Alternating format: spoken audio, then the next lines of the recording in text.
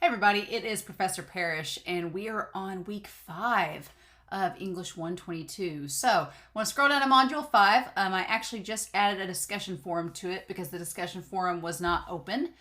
So now you can kind of see, we'll look here at Module 5. So, there's a couple of assignments due this week. Our first paper is actually due by Sunday, along with the short story exam and the discussion forum. So the only reading this week is just on theme, which is pages 193 to 195, symbol, pages 223 to 225, and genre, which is 256 to 260. So very short readings this week. I want to talk about each of the assignments that's going to be due on Sunday. And so we're going to start with the discussion forum. So the discussion forum right here is pretty basic since we're rounding out our experience with short story. I want to know which element of short story do you think is the most important to have? Is it character? Is it theme? Is it style? Is it plot, setting? Is it symbolism, point of view? Which element is it? And then explain your answer. Question 2 is, of the short stories you've read for your reading responses and discussion forum so far, which has been your favorite? And explain your answer. So this can be over all of the reading responses we've done, through the discussion forums, whatever you've read, what has been your favorite so far. You can even use your paper as an example if you analyzed a story from the textbook. And then the last question is, we're starting poetry next week. So I'm curious to know, are you excited for the poetry unit? Do you like discussing poetry? Why or why not? Do you have any reservations about poetry? I feel like students are usually on either end of the spectrum. Either they like poetry and they enjoy reading it, or they extremely dislike poetry and they want nothing to do with it. So I'm curious to know where you all stand in terms of what you think about poetry. And so that's our discussion forum that's due Sunday.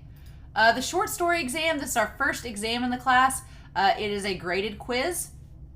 And so there is no time limit, but you only get one chance to do the quiz, right? So I'm going to preview it here and show you the preview. This is just a preview. It's going to be real extreme, guys. It's a matching section. It's a matching section. And then a multiple choice, some matching, and then some essay questions. Nothing crazy. If you've got your textbook, you should get a 100% on this quiz, especially since it is not timed. So yeah, looking at the student view, when you all look at this quiz, it's going to show you, let me get out of these pop-up boxes. It's going to show you the take the quiz option. Again, there's no time limit. There's only 6 questions, but once you start the quiz, you do need to do it and then submit at the end. Now, this is due at 11:59. Do not wait until the last minute to take this quiz, because once 11:59 hits, it will submit for you, whether you are done or not. So if you have incomplete questions, it's going to give you a 0 on them. So I've had students in the past that have submitted, went to take the quiz at like 11:50 and they're like, oh, I ran out of time. Can I have an extension? No, I would not wait till Sunday to take this quiz. Just go ahead and do it Monday through Sunday or Monday through Saturday and get it out of the way and have it done with. And that way you're not worried about it. So, but I will not grant extensions on quizzes. You've had all week to do them. Don't wait until the last minute is the thesis of that. And so then finally, the last thing due is paper 1. So the very first, let me go back. Yeah, let me get out of here. Let me get out of that. There we go. So it won't let you see it yet because it's not going to open up until now. But basically, this paper draft is, it's worth 100 points. So you do need to submit it to the Dropbox.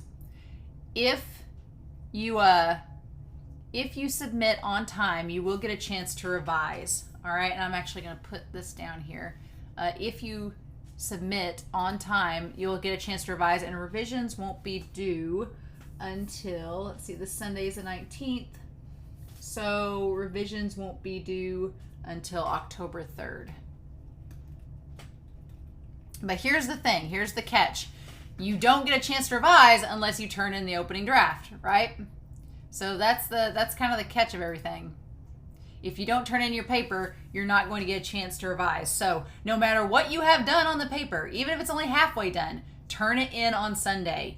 Turn it in by Sunday and you will get a chance to revise. It's sort of an all or nothing thing. You either turn it in and get a chance for a revision, or you don't turn it in and it's just a 0.